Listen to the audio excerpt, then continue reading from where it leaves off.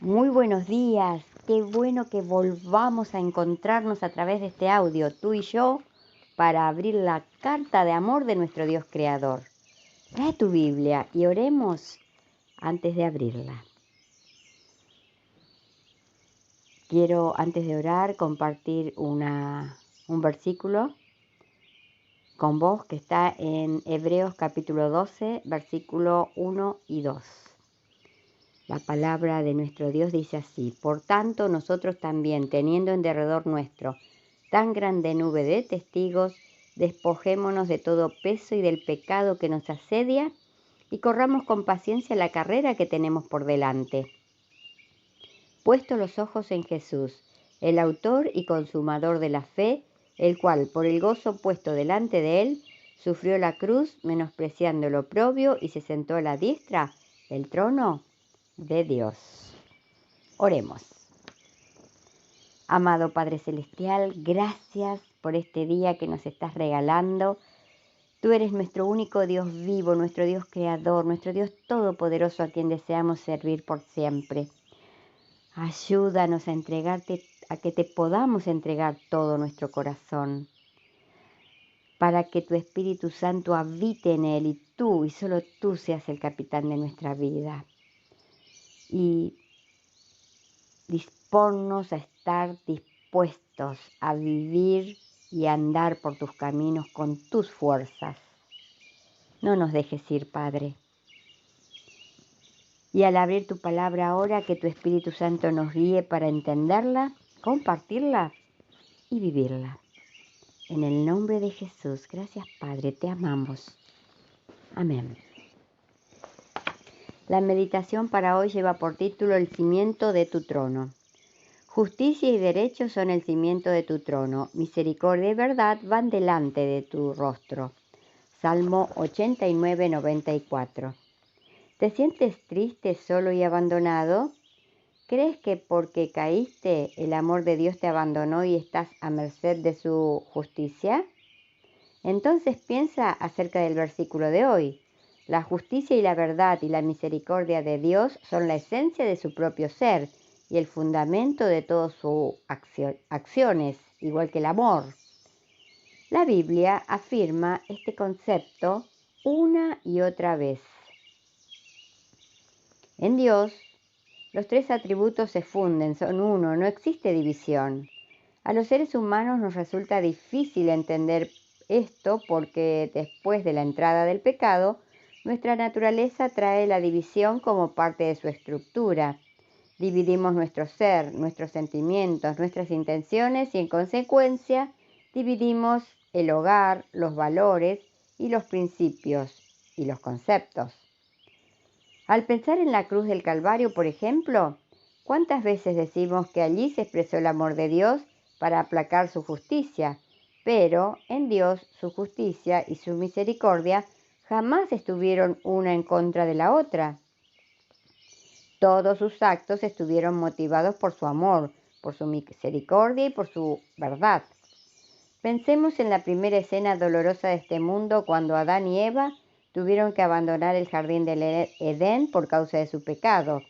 ¿Era la justicia de Dios la que demandaba que el ser humano abandonase el jardín?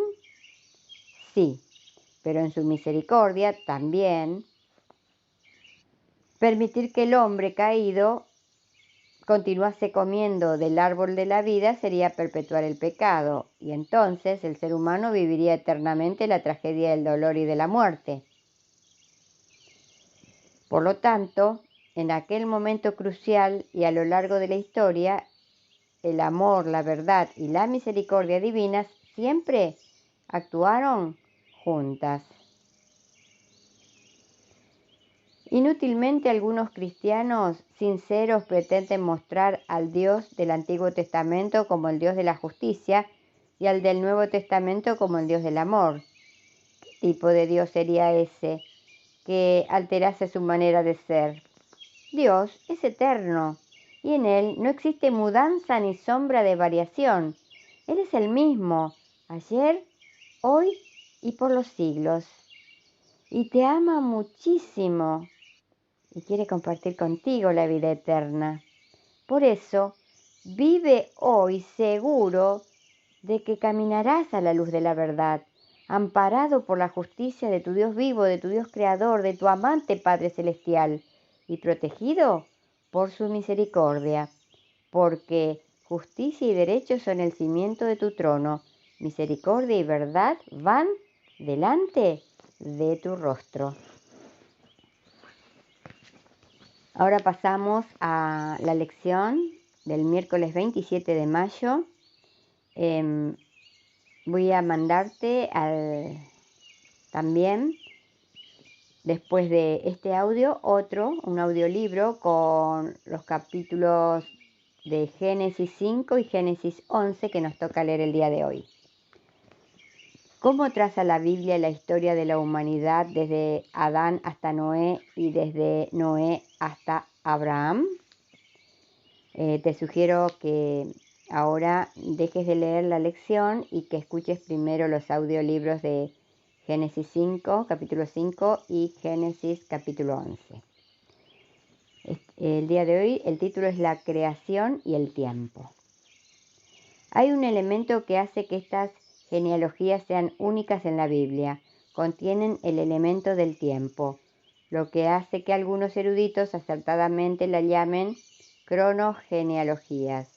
Contiene un mecanismo imbricado de información genealógica junto con intervalos de tiempo, de modo que cuando la persona 1 tenía X años fue padre de la persona 2.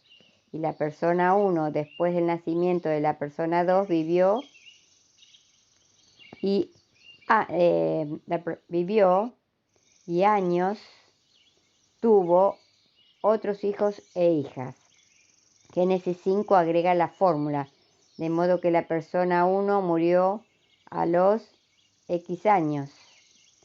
Este sistema imbricado impedía eliminar o añadir generaciones. Génesis 5 y 11 contienen una línea genealógica continua, como lo corrobora Primera de Crónicas capítulo 1, versículos del 18 al 25, en el que no hay generaciones agregadas ni ausentes. De esta manera, la Biblia se interpreta a sí misma. Durante casi 2000 años, los expositores, tanto judíos como cristianos, han interpretado que estos pasajes representan la historia y que son una manera precisa de determinar la fecha del diluvio y de la edad de la tierra, al menos desde los 7 días de la creación, como se muestra en Génesis capítulo 1, versículo 2. Como se muestra en Génesis capítulo 1 y capítulo 2. En las últimas décadas ha habido intentos de reinterpretar Génesis capítulo 5 y capítulo 11 para acomodar edades más largas, como algunas interpretaciones humanas y falibles de datos arqueológicos e históricos pretenden sugerir. Esto plantea serias preguntas sobre la fiabilidad del registro bíblico. Pero si queremos entender el concepto divino del tiempo y su evolución a través de la historia, debemos recordar que estos dos capítulos son históricos y teológicos, ya que vinculan a Adán con el resto de la humanidad y a Dios con el hombre en el ámbito de alcances del espacio y el tiempo. Génesis capítulo 5 y Génesis capítulo 11, del 10 al 26, brindan el marco temporal y la cadena humana que unen al pueblo de Dios con el hombre a quien Dios creó como el punto culminante del acontecimiento de la creación en 6 días de este planeta. Esto está sacado de G. F. Hansel, del libro de cronologías de Génesis, capítulo 5 y 11, página 69. El significado de las cronologías de Génesis. Aunque estos pasajes del Antiguo Testamento existen por razones buenas e importantes, ¿qué dice Pablo en 1 de Timoteo capítulo 1 versículo 4 y Tito capítulo 3 versículo 9? que debemos tener en cuenta al hablar de este tipo de textos?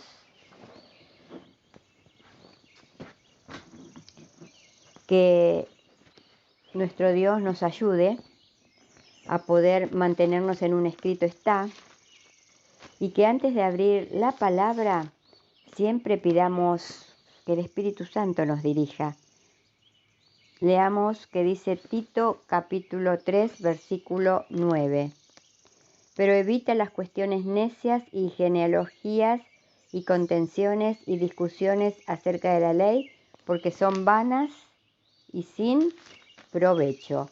Ahora vayamos a Primera de Timoteo capítulo 1 versículo 4. Ni presten atención a fábulas y a genealogías interminables que acarrean disputas, más bien que edificación de Dios, que es por fe. Así te encargo ahora.